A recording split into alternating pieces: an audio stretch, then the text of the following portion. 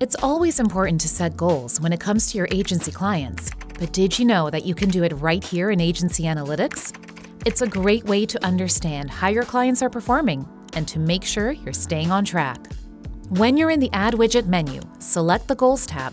At the bottom, you'll see an option to add goal. You can either create a new goal or clone an existing one. Let's try creating a new goal. Type in a name. Let's call this one Conversions and track it using a monthly interval. Now select the type of metric you want to track in the Metric tab.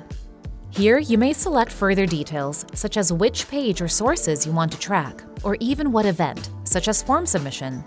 We'll stick to a general conversion for now. Choose your own target value to benchmark against, or allow Agency Analytics to suggest one for you.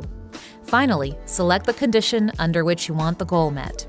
We're feeling ambitious today, so let's go with greater than. Now we have our goal created.